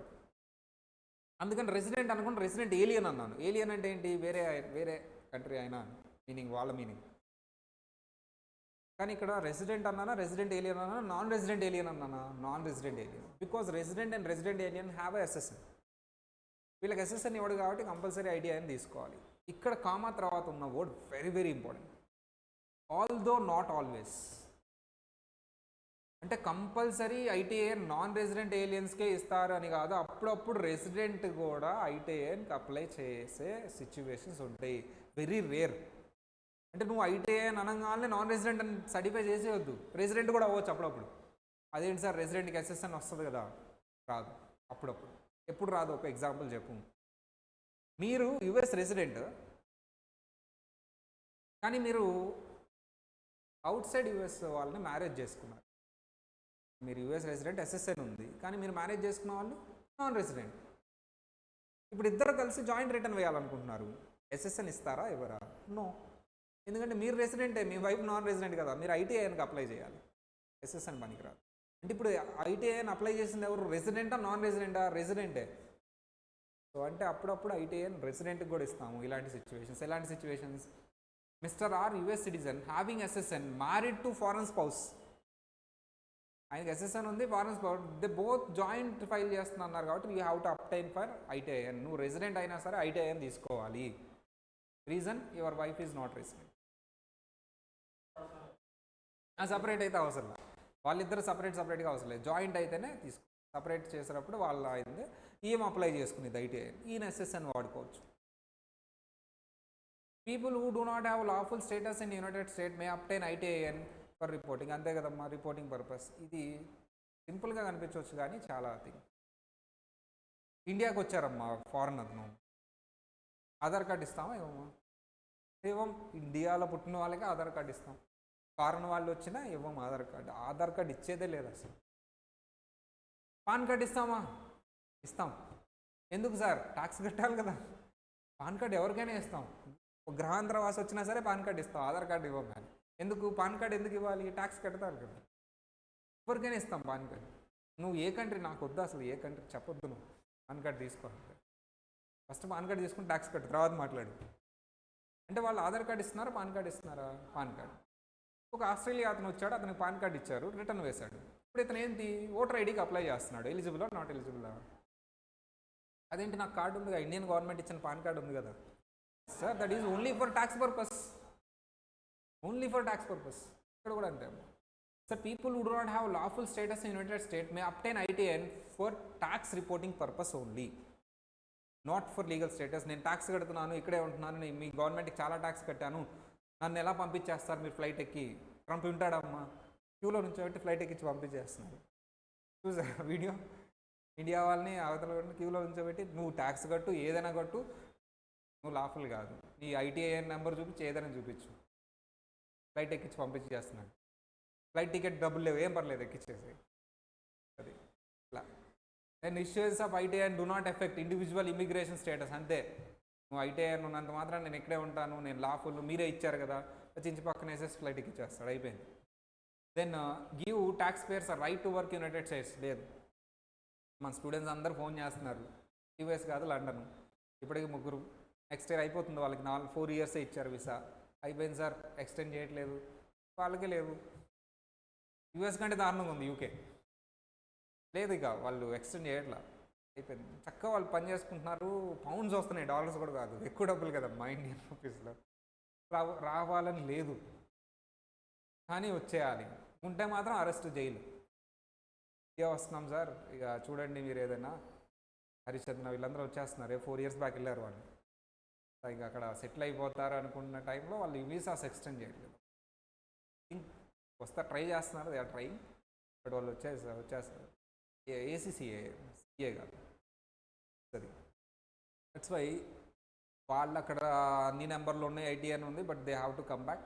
The taxpayer with ITIN is not eligible to receive social security benefits. ఏమి ఇవ్వము, ఎర్న్డ్ ఇన్కమ్ ట్యాక్స్ క్రెడిట్ ఇవ్వము. ఈ పాయింట్ నేను నెక్స్ట్ చాప్టర్లో earned income tax credit ITIN ఏదైతే ఉందో, ITIN is not eligible to receive social security benefit. SSN ఉన్న వాళ్ళకి, ఐటీఎన్ ఉన్న వాళ్ళకి, ఎస్ఎస్ఎన్ లేని వాళ్ళకి, ఇలా చెప్తాను నేను ఇక్కడ. ఎస్ఎస్ఎన్ లేదు అంటే సోషల్ సెక్యూరిటీ బెనిఫిట్ ఇవ్వను, ఎర్న్డ్ ఇన్కమ్ ట్యాక్స్ క్రెడిట్ ఇవ్వను. అది లాస్ట్ చాప్టర్స్లో లింక్ చేస్తాను. అక్కడ స్పెసిఫిక్గా ఎస్ఎస్ఎన్ ఉన్న వాళ్ళకే అని వాడతాను, ఐటీఎన్ వాడను. ITINs are for federal tax reporting only, they are not intended to serve the other purpose. అలా నెక్స్ట్ క్లాస్లో IP PIN, AT PIN. Next class 1.5 hour ఉంటుందండి, కంటిన్యూగా జరుగుతుంది, నో బ్రేక్. సో ఇక్కడ నుంచి సిలబస్ అయ్యే వరకు కంటిన్యూగా జరుగుతుంది. అప్పుడప్పుడు 2 క్లాసులు కూడా జరగవచ్చు. అది కంటిన్యూ. ఇంకా మా వాళ్ళకి కూడా ఎగ్జామ్స్ అయిపోతాయి జూన్లో. మీ ముందు బ్యాచ్ వాళ్ళకి, ఈఏ రాసే వాళ్ళకి వాళ్ళు కూడా అయిపోతాయి. సో మీకు కంటిన్యూగా రాసి మీరు కూడా ఎగ్జామ్ సెప్టెంబర్లో ప్లాన్ చేసుకొని, ఒకవేళ బుక్ చేసేస్తే ఇబ్బంది ఏం లేదు. You can write in September, no doubt. అందులో సెప్టెంబర్ స్లాట్స్ ఉంటే బుక్ చేసేసుకోండి, ఓకేనా.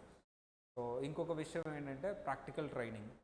సో నవంబర్కి మీరు రిక్రూట్ అవుతారు కాబట్టి ఈ లోపల ప్రాక్టికల్ ట్రైనింగ్ తీసేసుకోండి. ఇది అయిపోతే ఇక ప్రిపరేషనే కదా, ప్రిపరేషన్లో కూర్చొని practical training daily 1 hour. And ఇంకొకటి ఏంటంటే మెటీరియల్, దాని గురించి మాట్లాడట్లేదు. మెటీరియల్ 2024 మెటీరియల్ అండి. ఫస్ట్ 5-6 చాప్టర్స్ ఇస్తాము. సో మీరు రన్నింగ్ నోట్స్ రాసుకోండి, లేదా మెటీరియల్ ప్రింట్ తీసుకున్నా సరే రన్నింగ్ నోట్స్ ఎంతో కొంత రాయండి. లాస్ట్ బ్యాచ్ వాళ్ళు కొంతమంది రాశారు, కొంతమంది రాయలేదు షార్ట్ నోట్స్. నన్ను అడుగుతున్నారు, నేను ఇస్తాను కానీ అదే ఎడిట్ చేసి షార్ట్ నోట్. ఇప్పుడు మీకు చెప్పే కీ పాయింట్స్ హైలైట్ చేశాను కదా, అవే ఇస్తాను. నేను ఇవ్వటం వేరు, మీరు రాసుకోవటం వేరు, కాబట్టి మీరు రాస్తే మంచిది. అది ఒక్కసారి కూర్చొని రాస్తే అయ్యే పని కాదు. ఏ రోజు ఆ రోజు రాసుకో. ఈరోజు క్లాస్ అయిపోయింది, ఇప్పుడు 2 టాపిక్లే అయిపోయింది. హాఫ్ పేజ్లో 1/4 పేజ్లో రాసేయచ్చు. ఇది మొత్తం రాయొద్దు, మొత్తం రన్నింగ్ నోట్స్లో రాసుకోండి. ఫాస్ట్ ట్రాక్ నోట్స్ అని ఉంటుంది, అది నాకు పెట్టండి. ఎవరైనా రాసుకుంటే 2-3 స్టూడెంట్స్ ది బెస్ట్ మెటీరియల్ నేను టెలిగ్రామ్లో పెడతారని ప్రతి బ్యాచ్కి చెప్తాను, ఏ ఒక్కళ్ళు బెటర్ నాకు. సో అట్లీస్ట్ మీరన్నా పెట్టండి, బాగుంటుంది. లంచ్ బ్రేక్ ఇది ఓవరాల్గా, ఓకేనా. ఈరోజు ఏదైతే చెప్పామో దాన్ని షార్ట్కట్గా చార్ట్స్ వేసి నాకు పెట్టండి, ఓకేనా. చూద్దాం ఈ బ్యాచ్ వాళ్ళు పెడతారు లేదా.